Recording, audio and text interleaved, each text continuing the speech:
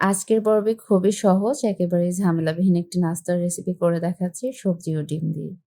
এই নাস্তাটি আপনি যেকোনো সময় গেস্ট আসলে অথবা বিকেলের নাস্তায় ইচ্ছে হলে বানিয়ে নিতে পারবেন। কারণ নাস্তাটি খুবই সহজ এবং কম সময়ে তৈরি করা যায়। আজকের নাস্তার রেসিপির জন্য নিয়ে নিচ্ছি ২ টি ডিম, ১ টেবিল চামচ করে ধনিয়া পাতা কুচি, কাঁচামরিচ কুচি, গাজর কুচি, টমেটো কুচি, ক্যাপসিকাম কুচি ও পেঁয়াজ কুচি। সাথে 1/4 চা চামচ গোলমরিচ গুঁড়া, ১ চা চামচ ধনিয়া গুঁড়া, ১ চিমটি হলুদ গুঁড়া, 1/2 চা চামচ মরিচ গুঁড়া ও স্বাদমতো লবণ।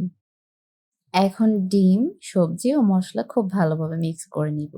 যেহেতু পাউডার মসলা ব্যবহার করেছি, খুব ভালোভাবে কাঁটা চামচের সাহায্যে মিক্স করে নিচ্ছি। মিক্স করা কমপ্লিট। এখন আমি চুলায় লোহার একটি ছাঁচে সামান্য রান্নার তেল ব্রাশ করে হাই হিটে ছাঁচ গরম করে নিলাম। এবার ডিম ও সবজির মিশ্রণটি ছাঁচে দিয়ে একটি ঢাকনা দিয়ে ঢেকে দিব। সবজিগুলো ভালোভাবে কুক হওয়ার জন্য অবশ্যই ঢাকনা দিয়ে ঢেকে চুলার আঁচ মিডিয়াম টু হাই হিটে রাখতে হবে, তাহলে প্রপারলি কুক হবে। মাঝে মাঝে ঢাকনা সরিয়ে কতটা কুক হয়েছে চেক করব। যখন মনে হবে 70% কুক হয়েছে তখন উল্টে অন্য সাইড কুক করে নিব। এবার ছাঁচ থেকে খুব দ্রুতই দেখতে পাচ্ছেন উঠে যাচ্ছে। সবগুলো উল্টানো হয়ে গেলে অপোজিট সাইড গুলো কুক হওয়ার জন্য আবার একবার ঢেকে দিব।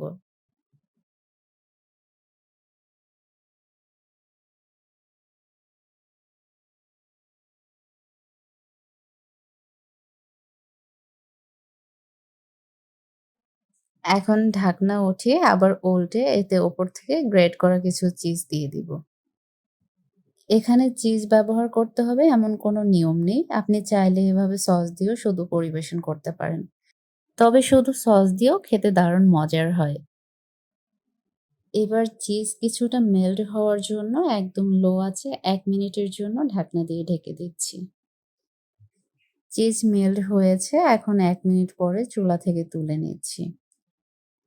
ডিম ও সবজির সম্পূর্ণ মিশ্রণটি একই পদ্ধতিতে এভাবে ছাঁচে তৈরি করে নিব।